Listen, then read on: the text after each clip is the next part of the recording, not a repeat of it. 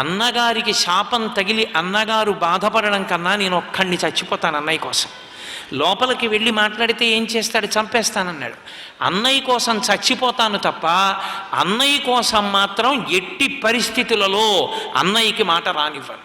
అందుకన్నారు మొట్టమొదటి శ్లోకంలో, రామస్యాపి శరీరత, తన శరీరాన్ని కూడా అర్పించేస్తాడు లక్ష్మణస్వామి అని తెలుసు, చంపేస్తాడు రాముడిని. లోపలికి వెళ్ళి అన్నయ్య నీ కోసం దుర్వాసో మహర్షి వచ్చారు, దర్శనం కోరుతున్నారన్నాడు. అప్పుడే అయిపోయింది కాలపురుషుడితో మాట్లాడడం. లేచి బయటికి వచ్చాడు, మహర్షికి నమస్కరించాడు. ఏం కావాలన్నాడు. 1000 సంవత్సరములు అశనవ్రతం చేశాను, ఏమీ తినలేదు. 1000 సంవత్సరముల తర్వాత మృష్ణాన్న భోజనం చెయ్యాలనిపించింది, నీ అంతఃపురానికి వచ్చాను, అన్నం పెడతావా అన్నాడు. అదేమి భాగ్యం, పరమ సంతోషం, రెండని తీసుకెళ్ళి కూర్చోపెట్టి మృష్ణాన్న భోజనం పెట్టాడు. దుర్వాసో మహర్షి కడుపు నిండా తిని సంతోషించి వెళ్ళిపోయాడు. వెళ్ళిపోయిన తర్వాత తిరిగి వచ్చాడు రాముడు. సభ తీర్చి ఋషుల్ని మంత్రుల్ని అందరినీ పిలిచాడు. లోపలకొస్తే చంపేస్తానని చెప్పాను, ధర్మము తప్పినవాడు నరకానికి వెళ్ళిపోతాడు, కాబట్టి రామ మీరు చంపేసేయాలి లక్ష్మణుణ్ణి అన్నారు.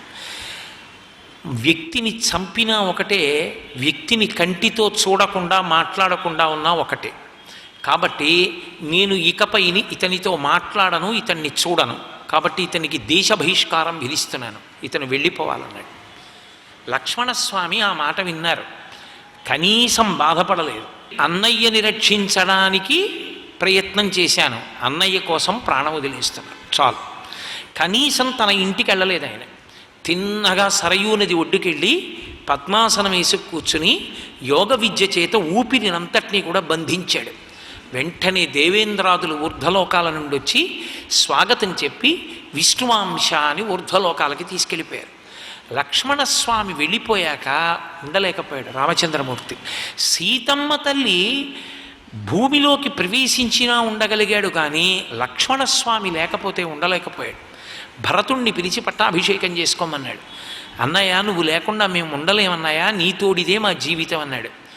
అప్పుడు ఉత్తర కోసల రాజ్యం, దక్షిణ కోసల రాజ్యం అని విభాగం చేసి లవకుశలకి పట్టాభిషేకం చేసి తాను సరయూ నది యందు ప్రవేశం చేయడం కోసమని చెప్పి మౌనంగా పూజ చేసి బయలుదేరి వెళ్ళిపోతున్నాడు.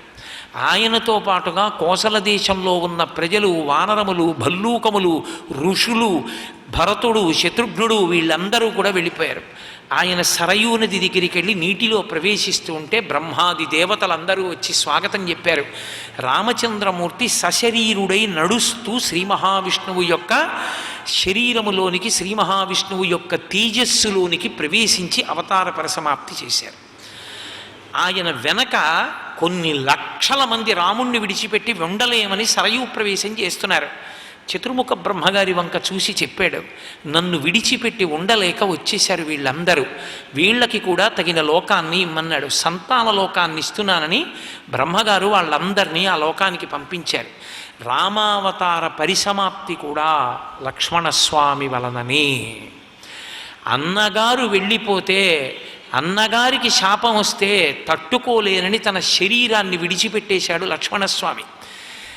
ధర్మమూర్తిగా, మహారాజుగా సింహాసనం మీద కూర్చుని శిక్ష వేసి తమ్ముణ్ణి పంపి ధర్మమూర్తిగా నిలబడ్డాడు. వ్యక్తిగా తమ్ముణ్ణి వదిలి ఉండలేక ఉత్తర క్షణంలో సరయూ ప్రవేశం చేసి అవతార పరిసమాప్తి చేశాడు. రామావతార పరిసమాప్తి చేయించడానికి లక్ష్మణుణ్ణి తీసుకుని వెళ్ళడం వినా దేవతలకు కూడా మార్గం లేకుండా పోయింది. ఆ అన్నదమ్ముల అనుబంధం అంటే అంత గొప్ప అనుబంధం. అన్నయ్య, వదిన, ఈ 2 మాటలకి వాడు ప్రాణం వదిలేస్తాడు. ఎంత ఇష్టమో చెప్పలేను. అందున అన్నయ్య అన్న పిలుపు కన్నా వదిన అన్న పిలుపు ఎంత మాధుర్యంగా అనిపిస్తుందో. అసలు సీతమ్మ తల్లి లక్ష్మణస్వామి, సీతమ్మ తల్లి భరత శత్రుఘ్నులు, ఆ శ్రీరామాయణ గాథ చదివిన వాడికి వదిన అన్న పిలుపు అంత మధురంగా ఉంటుంది. అసలు నిజంగా అబ్బాయి ఏమన్నాయా, ఏం వదినరా అనిపిస్తుంది శ్రీరామాయణం చదివితే. అంత మాధుర్యం వాళ్ళ ప్రేమ, అబ్బా ఏమి ప్రేమో ఆ అన్నదమ్ములది.